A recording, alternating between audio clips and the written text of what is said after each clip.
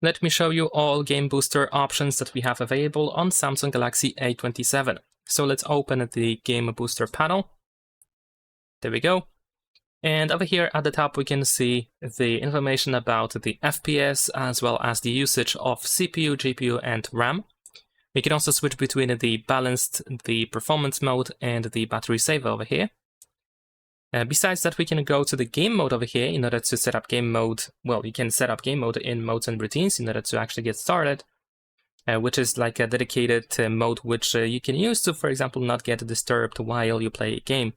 There is also the system monitor option, which allows you to see all of this information without the game booster panel open. So over here we have this little bar which allows us to track all this information.